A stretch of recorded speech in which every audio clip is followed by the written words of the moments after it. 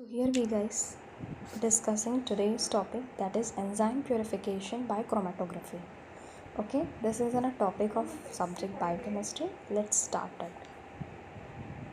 So first slide you can see what is enzyme, that is the title. Firstly we have to know what is enzyme meant for. Enzyme क्या है? Enzyme are the protein that act as a biological catalyst by accelerating chemical reactions. The molecule upon which the enzyme may act are called as substrate, and the enzyme convert the substrate into different molecules known as product. तो enzyme क्या है? Enzyme एक protein है, एक protein का part है, ठीक है, जो बायोलॉजिकल कैटलिस्ट की तरह रोल प्ले करता है। और इसका काम क्या है? केमिकल रिएक्शंस जो हो रही हैं उसको एसेलरेट करना। एसेलरेट इन द सेंस या उसे स्लो करना या उसे फास्ट करना। एसेलरेटिंग का ये मीनिंग है, ठीक है। So enzymes are the protein that act as a biological catalyst by accelerating chemical reactions. Okay, फिर लिखा हुआ था कि एंजाइम में एक्ट ऑन, तो एंजाइम जिसमें काम करता है उसको हम बोलते हैं सब्सट्रेट, और सब्सट्रेट्स पे जब एंजाइम वर्क करेगा तो वो हमको देगा प्रोडक्ट, ठीक है। That is written in this line. Substrate को एंजाइम प्रोडक्ट पे कन्वर्ट कर देता है। Third one is written here, almost all metabolic process in the cell need enzyme catalyst in order to occur at a rate fast enough to sustain life. Enzymes specificity comes from their unique three-dimensional structure.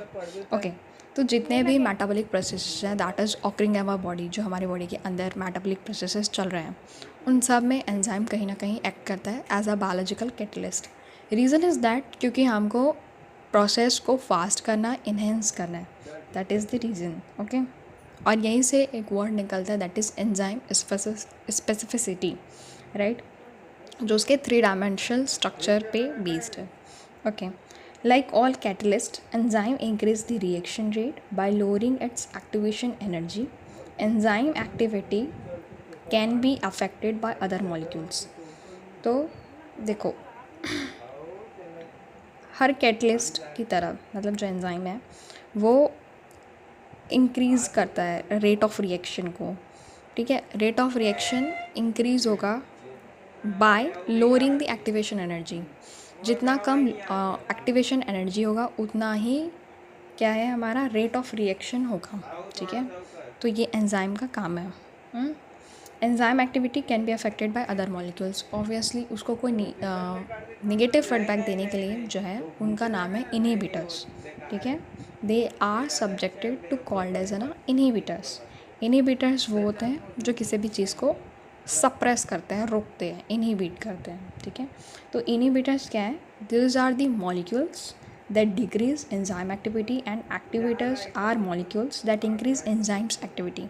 जो enzyme की activity को enhance करता है उसे हम बोलते हैं activator, and जो डिक्रीज आउट करता है उसके परफॉर्मेंस को, इनहिबिट करता है, सप्रेस करता है, उसको हम बोलते हैं इनहिबिटर।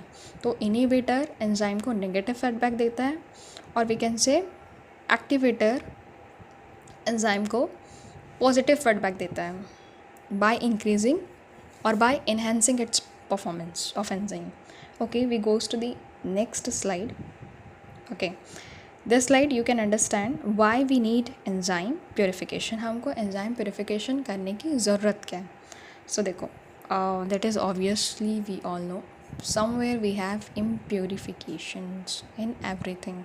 कहीं पे ना कहीं पे impure चीज़ें हैं, ठीक है। प्रोटीन में भी वो प्रोटीन्स या एंजाइम में वो एंजाइम्स हैं by 1% जो that is not useful to that particular thing.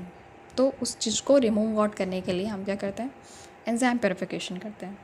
First thing लिखा हुआ क्या है? The purpose of the purification is to isolate specific enzyme from a crude extract of the cell containing many other unwanted components in order to obtain the maximum specific activity with the best possible recovery of the initial activity.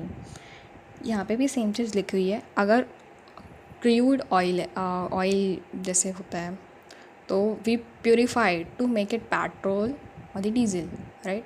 Similar to here also, कोई cell से हमने लिया हुआ है, so there are lots of component other than enzyme, और उसको हमें remove out करना है। क्यों? क्योंकि हमको पार्टिकुलर चीज़ के लिए चाहिए।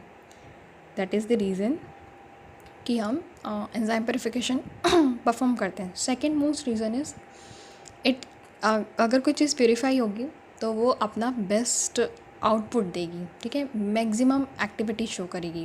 That is also a reason to use और टू परफॉर्म एंजाइम प्योरीफिकेशन, ठीक है। That's why it is important to choose tissues in which enzyme is in a high concentration. तो दैट इज़ द रीज़न हमको वैसा tissue use करना पड़ता है या चॉइस करनी पड़ती है जिस पे एंजाइम ज़्यादा हो, हाई कंसनट्रेशन पे, ताकि उसे एक्सट्रैक्ट करने में ज़्यादा कॉम्प्लिकेशन ना आए।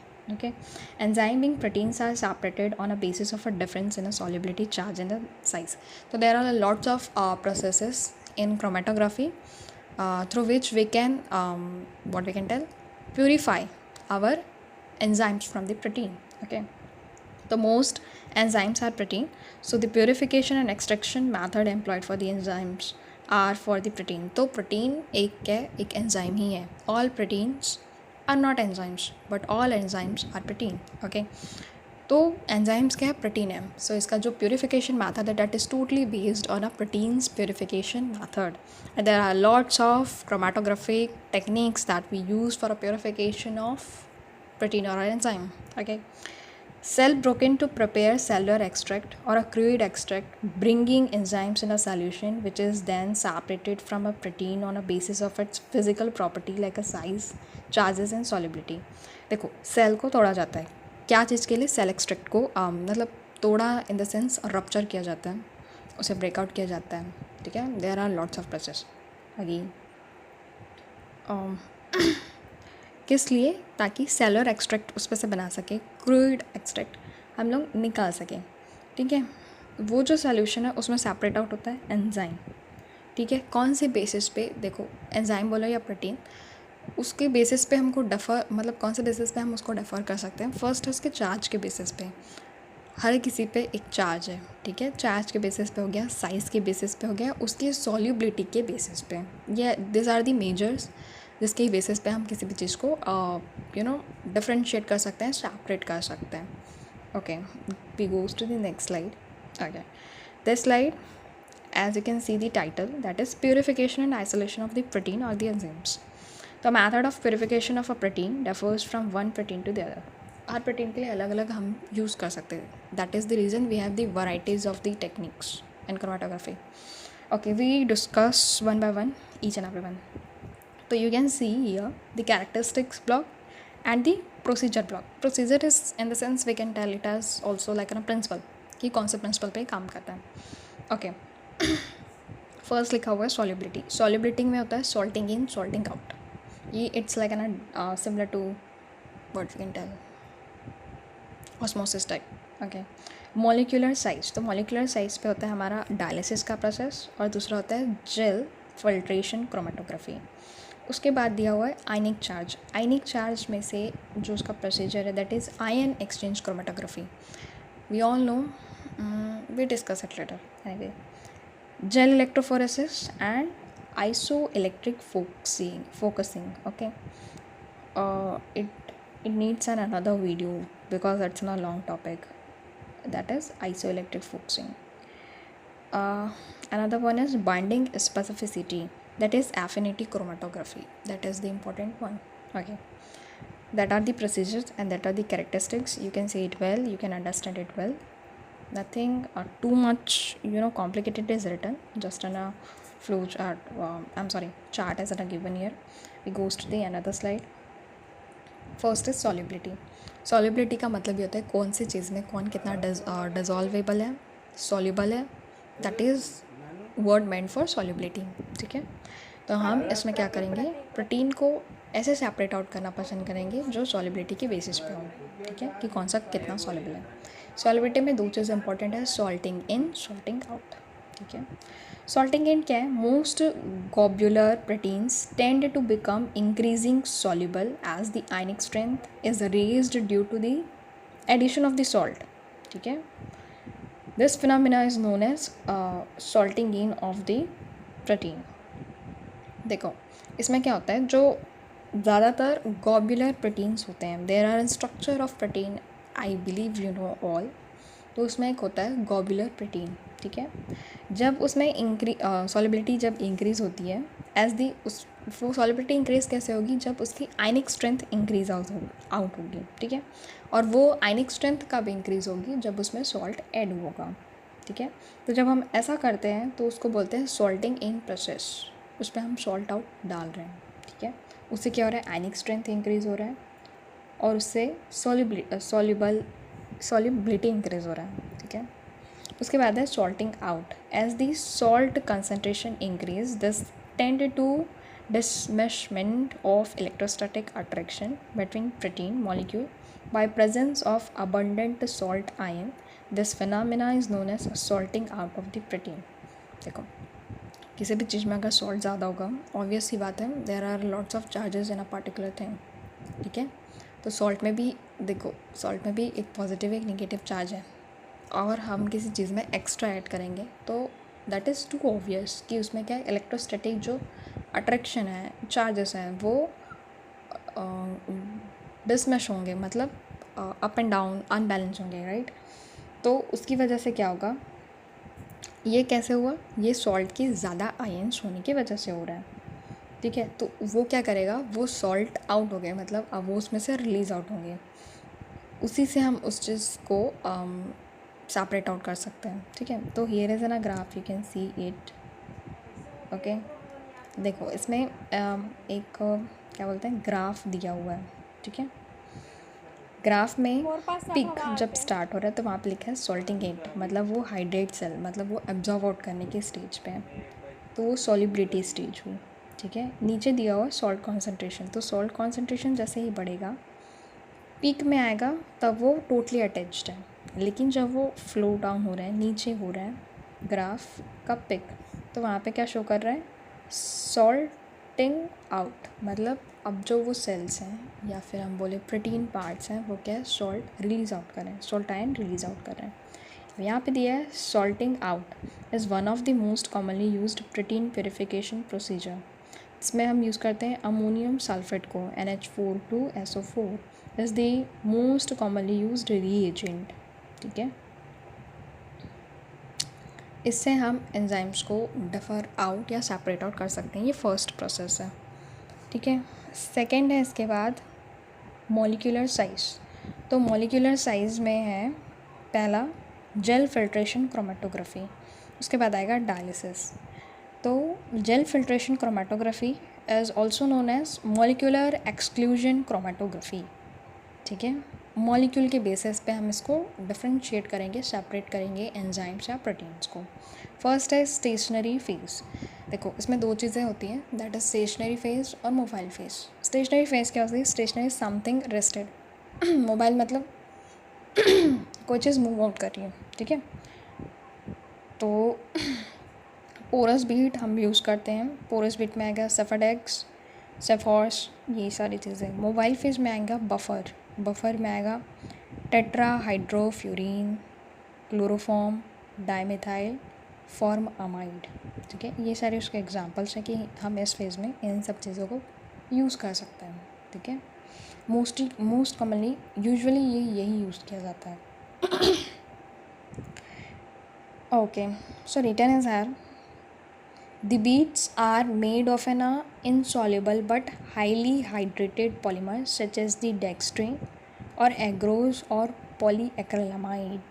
जो बीड्स बने होते हैं, beads in the sense stationary phase के बीड्स, वो क्या होते हैं, इनसॉल्युबल होते हैं और हाईली हाइड्रेट होते हैं. हाईली हाइड्रेट प्रोटीन के होते हैं, जैसे डेक्स्ट्रीन हो गया, एग्रोज हो गया, पॉलीएक्रिलामाइड हो गया. ये हाईली हाइड्रेटेड है और इनसॉल्युबल है, तो इसे हम बीड्स में बनाते हैं, मतलब स्टेशनरी फेस पे ही यूज़ होता है. Second thing is that sample is applied at the top of the column consisting of a pores Beed in the buffer. तो जो सैम्पल है उसको हम एक कॉलम क्रिएट करते हैं, it's like an test tube. तो जब हम स्टेशनरी फेस के जो बीड्स हैं उसको पोर्ड आउट कर देते हैं, उसके बाद जो सैम्पल हम उसको ऊपर पे अप्लाई करते हैं टॉप ऑफ द कॉलम पे. ठीक है, beads in the buffer. Okay, third thing is there small molecules are distributed inside the beads and between them. whereas large molecule are located only solution between the beads. जो small molecule है beads के अंदर, in the sense obviously you can understand it by a diagram. किसी भी test tube में हम fill करेंगे तो छोटे मॉलिक्यूल्स जो है वो कहीं भी जाकर डिस्ट्रीब्यूट हो सकते हैं, but large molecule does not. So there is return. इसी के बेसिस पे तो हमको करना है कि स्मॉल मॉलिक्यूल के जो एंजाइम्स हैं वो अलग हैं और लार्ज मॉलिक्यूल्स के जो एंजाइम है वो अलग हैं. ठीक है. Large molecules flow more rapidly through this column while small molecules take long time will exist last. जो स्मॉल मॉलिक्यूल्स हैं वो रुक जाते हैं and the large one will proceed. here is a diagram, you can see it well. देखो small molecules ऊपर है first diagram पे, लार्ज मॉलिक्यूल्स नीचे है. पोर बेड्स जेल नीचे किया गया है and the sample is top of the column. This are the columns. Second diagram, you can see the small molecules enters the pore. Pore पे enter किए in the beads. Large molecules go around the beads. Beads के side पे चलेंगे. Third में देख सकते हो the large molecules are separated from the small one. तो धीरे धीरे करके क्या हुआ, जो लार्ज हैं वो नीचे आ गए प्रेसिपिटेट टाइप, और जो छोटे हैं वो ऊपर रह गए. तो ये क्या हो गया, सेपरेशन हो गया between small molecule and a large molecule. इस पर जो रेड डॉट दिख रहा है उस पर लिखा क्या है, large particles can not enter gel and are excluded. वो जेल पे एंटर नहीं कर सकते. इस वजह से क्या हो रहा है, वो एक्सक्लूड हो जा रहे हैं, इंक्लूजन हो जा रहा है, एल्यूट आउट हो जा रहे हैं. ठीक है. और रेड से उनको डिनोट किया गया है. They have less volume to transfer and elute sooner. इस वजह से उनका क्या है, जो वॉल्यूम है वो कम है और इस वजह से वो बाहर पहले निकल जा रहे हैं. जो छोटे वाले हैं वो ब्लू कलर से डिनोटेड है ना, I am sorry pink type. तो इस पर क्या है, small particles can enter gel and have an a more volume to transverse the elute later. तो फ्लो रेट दिया हुआ है नीचे and there is an chromatogram with time. ठीक है.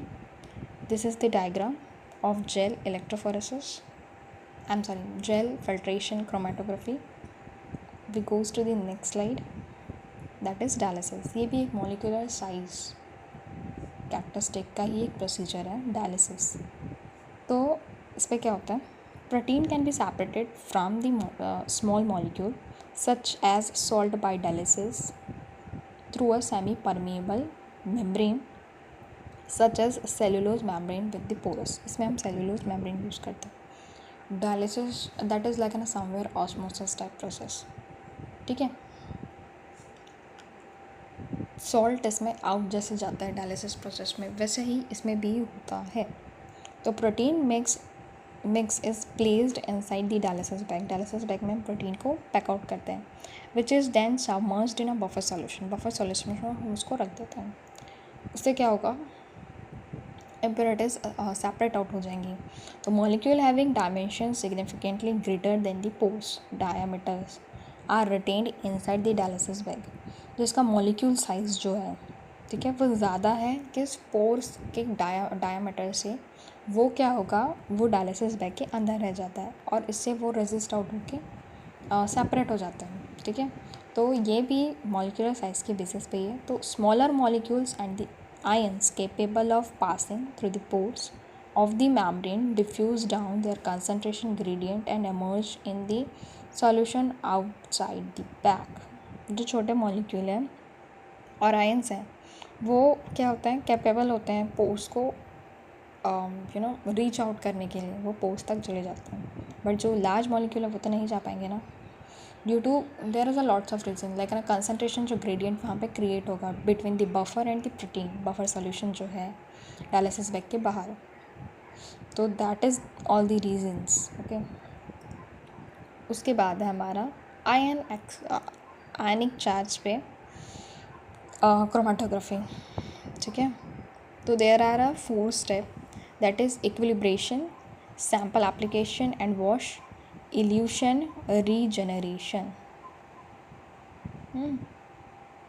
If a protein has a net positive charge. देखो ionic charge से हमको समझ में आता है कि किसी आयन पे हम चार्जेस के बेसिस पे किसी चीज़ को सेपरेट आउट कर रहे हैं, डिफ्रेंशिएट कर रहे हैं, ठीक है. If a protein has a net positive charge at a pH 7 pH is the neutral as we know, it will cation and a column of the bead contains carboxylate group cationic exchanger. तो जो beads उसमें है that is carboxylate, जो कि cation exchanger का काम करेगा, ठीक है. Carboxylate is a group of COOH. Okay okay. तो protein will bind to an ion exchanger with different affinities. हर एक की अलग अलग एफिनिटी होती है. Affinity is the attraction side, ठीक है. तो हर किसी की अलग अलग एफिनिटी है और उसके बेसिस पे हम उस पर आयन एक्सचेंजर का यूज़ करते हैं. जैसे कैटायन एक्सचेंजर यहाँ पे यूज़ हुआ है कार्बोक्सिलेट ग्रुप, वैसे ही तो उसके साथ हम क्या करेंगे, प्रोटीन को बाइंड आउट करेंगे या एंजाइम्स को बाइंड आउट करेंगे. As the column is bossed with buffer, protein which have relatively low affinity for the ion exchanger resin will move faster through the column than the protein and tightly to the column to the ion exchanger. देखो positive जो होता है वो negative की तरफ attract होगा, है ना. तो जब ऐसा होगा और नेगेटिव नेगेटिव को रिपेल करेगा, तो इससे हम नेगेटिव चार्ज को क्या कर सकते हैं, सेपरेट आउट कर सकते हैं पॉजिटिव से, है ना. सिमिलर टू दैट प्रोसेस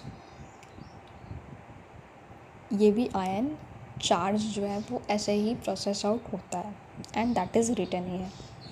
तो वो जो क्या बोलता है आयन एक्सचेंजर है, वो उसकी एफिनिटी जो है वो जिसके तरफ ज़्यादा होगी वो उसको अट्रैक्ट आउट करके रखेगा, बट जिसके लिए कम होगी वो उसको क्या करेगा, एल्यूट करते जाएगा. और उससे हम उस प्रोटीन को क्या कर सकते हैं, डिफ्रेंशिएट कर सकते हैं, सेपरेट आउट कर सकते हैं. The greater is the binding एफिन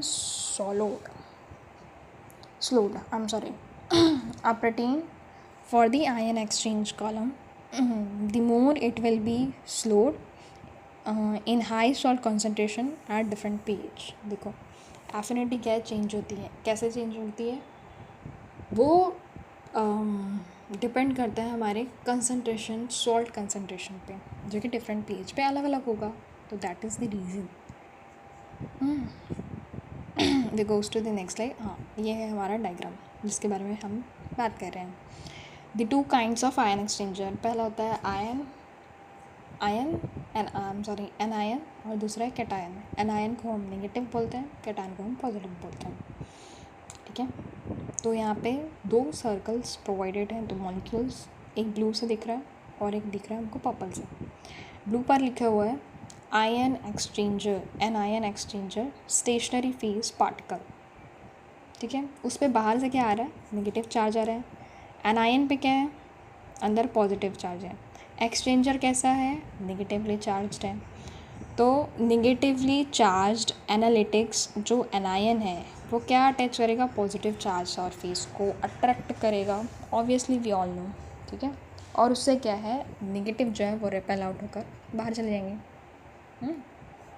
दूसरे डायग्राम पे क्या दिया हुआ है, पॉजिटिवली चार्ज्ड या कैटायन एक्सचेंजर है, ठीक है, स्टेशनरी फेस पे. तो वो क्या अट्रैक्ट करेगा, नेगेटिव सरफेस को, तो पॉजिटिव को वो रिपेल कर देगा.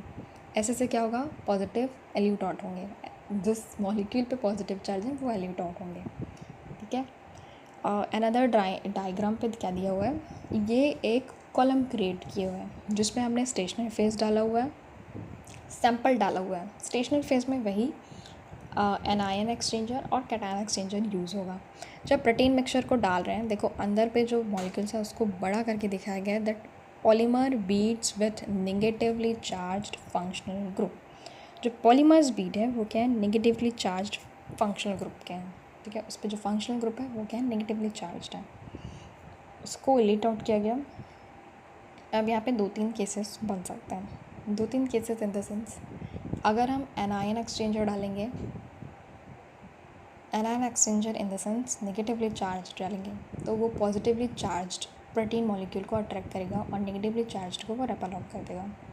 अगर हम कैटायन एक्सचेंजर डालेंगे तो वो क्या करेगा, नेगेटिवली चार्ज्ड प्रोटीन को अट्रैक्ट करेगा और पॉजिटिवली चार्ज्ड प्रोटीन्स को एल्यूट करेगा, और इस बेसिस पे चार्ज, आयनिक चार्ज के बेसिस पे हम एसिड्स को या प्रोटीन्स को डिफ्रेंशिएट कर रहे हैं, ठीक है। तो यहाँ पे दिया हुआ है कलर्स जो जिसके लिए डिनोटेड है, ठीक है। Large net charge, net positive charge, net negative charge, large net negative charge, ठीक है। क्रोमेटोग्राफी में diagram is the most important to understand it well, okay. We goes to the next slide, you see it well again and again to understand, okay. Affinity chromatography. So affinity chromatography is a separation method based on a specific binding interaction between an immobilized ligand and its binding partner, ठीक है। Affinity एक ऐसा method है जो specific interaction पे based है, ठीक है, इमोबिलाइज्ड लिगेंड्स और एक उसके बाइंडिंग पार्टनर्स पे जो डिपेंड आउट करेगा, ठीक है। ये बहुत अच्छा टेक्निक है, sorry. Examples include antibody, antigen, enzyme substrate, enzyme inhibitor interaction. तो एंटीबॉडी एंटीजन का जैसे इंटरेक्शन है, ठीक है। एंजाइम सब्सट्रेट का एक इंटरेक्शन है, राइट। एंजाइम इनहिबिटर का एक इंटरेक्शन है। तो this are the interactions that is be we called it as an affinity chromatography, ठीक है। तो इस पर हम इसको सेपरेट आउट करते हैं ऐसे ही, क्योंकि इनका interaction is different. Many proteins can bind specific molecules very tightly. बहुत सारे जो प्रोटीन्स होते हैं उनकी बाइंडिंग एफिनिटी ज़्यादा होती है, टाइटली होती है, हाई होती है, but non covalent. The substance to be purified is a specifically and reversibly absorbable to a ligand binding substrate immobilized by a covalent bond, a chromatographic bead material. कोई भी protein है उसमें जो ligand present है ना, किसी भी चीज़ के मतलब किसी भी मॉलिक्यूल पे बॉन्ड्स प्रेजेंट है, लाइक ना कोवेलेंट, राइट, कोवेलेंट हो गया, वैन डर वाल्स हो गया, एनी ऑफ द वन। तो जब हम क्रोमेटोग्राफी यूज़ करेंगे तो पर्टिकुलर जो इंटरेक्शन है किसी भी चीज़ में के बीच में, तो वो कुछ टाइम के लिए ही रेजिस्ट आउट करता है, उसके बाद वो रिलीज़ हो जाता है। नॉन कोवेलेंट है इन द सेंस वो not particularly for a longer time, right. तो यही यहाँ पे डिस्कस किया गया है। उसके बाद है इसका diagram, that is the important. First column पे हमको शो कर रहे हैं लोडिंग। लोडिंग पे लिखा हुआ टारगेट एनालिटिक, ठीक है। There are lots of shape, और शेप में एक स्पेसिफिक क्या बोलते हैं इमोबिलाइज्ड रिसेप्टार बैठा हुआ है, ठीक है। तो वो रिसेप्टार का एक पर्टिकुलर शेप है और उस पर वही टारगेट जा सकता है जो उस शेप को मतलब जो उस शेप पे फिक्स आउट होगा, वैसा जो दिखता होगा, ठीक है। बहुत सारे शेप के यहाँ पे दिए हुए हैं, लाइक रेक्टेंगुलर, ट्रायंगुलर, सर्किल, ठीक है, हेक्सागोनल लाइक। तो इसका स्ट्रक्चर तो हेक्सागोनल ही दिख रहा है ना। फर्स्ट में हम जब उसको लोड करेंगे उस पर्टिकुलर सैम्पल को, तो वो लोड तो होगा, लेकिन रिसेप्टार पे फिक्स वही होगा जो उसके शेप का होगा, जो उसकी तरह होगा, ठीक है। तो that is the affinity process, कि उसकी एफिनिटी पे कौन आता है, ठीक है। सेपरेशन पे you can see by this column कि जो उसके शेप का था वो उस पर फिक्स आउट हुआ, बट एल्यूशन पे देखो, एल्यूशन पे जो चीज़ बोली गई थी very tightly but not covalently. Covalently in the sense काफ़ी लॉन्गर टाइम के लिए नहीं होगा, वो पकड़ेगा ज़रूर but not for a longer time. देखो वो भी लीट आउट हो गया, दैट इज़ द रीजन। देखो फर्स्टली जो सेपरेट आउट होंगे दोज जो हैं वो क्या होंगे, जो उसके एफिनिटी पे स्टैंड ही नहीं करते, ठीक है। सेकेंड जब हम सेपरेट आउट करेंगे या प्रेसिपिटेट जब आएगा एल्यूशन का, वो जो रहेंगे molecules these are the affinitic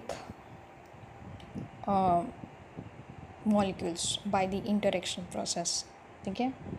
तो ये एक स्पेसिफिक बाइंडिंग इंटरेक्शन पे बेस्ड एफिनिटी क्रोमेटोग्राफी है, क्योंकि इसमें हमारा जो इंटरेक्शन है वो बहुत स्पेसिफिक हो रहा है, ठीक है ना। बाइंडिंग प्रोसेस जो है एक मॉलिक्यूल की एफिनेटिक ग्रुप के साथ वो काफ़ी स्पेसिफिक है, and that is the reason इसका नाम ही क्या है, आई am sorry, the basis the base in which principle तो उसी का नाम ही हम लोग बोल रहे हैं specific binding interaction between the molecules और द इमोबिलाइज्ड लिगेंड और the receptors. Okay, we goes to the next slide. इस पर भी सेम चीज़ें ही दिखाएगी। देखो, पहले लिखा हुआ इंसर्ट ग्रुप, उसके नीचे दिया हुआ है इंसर्ट ग्रुप, इंसर्ट ग्रुप के सामने लिखा हुआ है मिक्सचर ऑफ प्रोटीन। तो प्रोटीन भी obviously there are lots of one, ठीक है। उस पर सेकेंड दिया है अनवांटेड प्रोटीन। देखो, जिनको अटैच होना था वो तो हो गए, जिसकी affinity specific binding interaction high है या उस लेवल की है, तो वो इंटरेक्ट तो हो गए। तो जो अनवांटेड प्रोटीन है वो एल्यूट आउट हो गए। उसके बाद है elute with the competitive ligands, they are attached और remove from the collective ligand by dialysis. जो नॉन कोवेलेंट है दिस आर देम, ठीक है। सेकेंड टाइम प्रेसिपिटेशन पे हमको वो स्पेसिफिक बाइंडिंग वाले प्रोटीन्स मिलेंगी, ठीक है। This also diagrams shows the same thing. देखो, पहला है सैंपल को सेकेंड लिखा हुआ है, उस पर सेंड किया गया। The sample is flowed through an affinity column in a binding buffer वाले सोल्यूशन पे। थर्ड दिया है target molecules bind to the affinity ligand, उसको उसमें बाइंड किया गया। फोर्थ लिखा हुआ है sample is washed through the column to remove unbounded component. Fifth लिखा हुआ है elution buffer is applied to the disrupt the interaction between the affinity ligand and the target molecule. Evolution हो गया। सिक्स लिखा है purified target molecule is eluted from the column, as I told earlier. यही चीज़ें इस पर दी गई है। Okay, we goes to the next slide, that is HPLC, high performance liquid chromatography, ठीक है। तो हाई परफॉर्मेंस लिक्विड क्रोमेटोग्राफी, इसी को शॉर्ट में बोला जाता है HPLC, ठीक है। ये एक ऐसा मेथड है जिससे हम किसी भी सैम्पल लिक्विड स्टेट पे जो है उसको एनालाइज कर सकते हैं, ठीक है। दैट इज़ बेस्ड, और we can say this method is used to analyze and separate liquid samples. तो HPLC is considered indispensable for the purification of a peptide and other small tomidue sized organic molecule, that is two medium sized organic molecules. It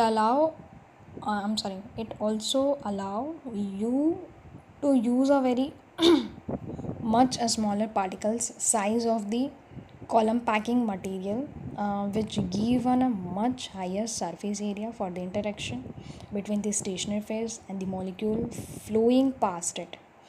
This allow a much better separation of the component of the mixture. देखो, HPLC को consider किया गया peptide bond या other जो to medium sized हैं उनके लिए, but ये स्मॉल जो है स्मॉल पार्टिकल साइज्ड उसके लिए भी ये अलाउड है, ठीक है। क्योंकि उसमें क्या होता है, ग्रेटर सरफेस एरिया प्रोवाइडेड है इंटरेक्शन के लिए किसके बीच, स्टेशनरी फेस और जो फ्लोइंग या सैंपल है, ठीक है। This allow a much better separation of the component of the mixture, obvious है ना, स्मॉल मॉलिक्यूल्स के साथ इंटरेक्ट। तो प्रिंसिपल इसका क्या बोलता है, देखो, separation of a compound occur on a basis of polarity and the solubility. इसमें भी क्या है, पोलैरिटी पे बेस्ड है कि कौन सा पोलर नेचर है और कौन सी सॉल्युबिलिटी स्टेज है, इसके बेसिस पे इसका प्रिंसिपल है। The interaction between the stationary and the mobile phase allow the separation of a compound in the analytic form each other. जो इंटरेक्शन हो रहा है स्टेशनरी और मोबाइल फेस का, वो अलाउ करता है हमको ये समझाने के लिए कि इसका मतलब जो एनालिसिस करेंगे हम और डिटेक्ट आउट करेंगे, ठीक है, सेपरेशन की बेसिस पे HPLC का, ठीक है। तो this interaction between the stationary phase और mobile phase is required and the technique और द प्रिंसिपल इज सॉल्युबिलिटी और the polarity. These are the major bases. The types of liquid chromatography that use high pressure and the small particle size to push a mobile phase solution through a column of a stationary phase allows separation of in a complex mixture with a high resolution. तो इस पर हमको use करना होता है high pressure small particles to push a mobile phase solution through a column of in stationary phase, column of stationary phase के column पे, ठीक है, जिससे हमको हाई रिजोल्यूशन मतलब बहुत अच्छा रिज़ल्ट मिल सके, ठीक है। तो हमको इसमें क्या चाहिए, हाई प्रेशर, बात क्योंकि लिक्विड की है, ठीक है। अलग अलग लिक्विड क्रोमेटोग्राफी मतलब टाइप ऑफ द लिक्विड पे डिपेंड करता है कि उसकी प्रेशर कैसी होगी। Okay, we goes to the another slide. You can see क्योंकि ये जो प्रोसेस है वो टोटली एक पार्टिकुलर मशीन के अंदर परफॉर्म होगा, ठीक है। तो इसमें पहला दिया हुआ है liquid mobile face, pump, ejection valve, separation column और डिटेक्टर। और दूसरी तरफ जो डायग्राम है उसमें प्रोवाइडेड क्या है, इंजेक्टर जहाँ से आएगा, pump, column, detector, reservoir, detect analytic system. तो यहाँ से हम डिटेक्ट आउट करेंगे, ये जो पंप है वहीं से क्या है, हाई प्रेशर परफॉर्म होगा, column having the stationary phase, detector detect out करेगा, ठीक है, रिजर्वायर प्रोवाइड करेगा, और डाटा सिस्टम जो है वो हमको जो रिज़ल्ट है वो शो करेगा। So I believe okay, next slide, इस पर जस्ट ना वे दिया हुआ है लाइक ना flow chart for all the chromatographic processes that you learn. Crudes enzyme जो कि रॉ मटेरियल लाइक है, उसके बाद क्या है उसका प्रेसिपिटेशन विद अमोनियम सल्फेट जो कि मेजर यूज किया जाता है एज एन सॉल्ट प्रोसेस। उसके बाद हम कर सकते हैं ion exchange chromatography, gel filtration chromatography, affinity chromatography, और उसके लास्ट पे होती है पैकेजिंग, ठीक है, packing. So these are the slides. I feel you understand it a lot. Thank you for this to watch it.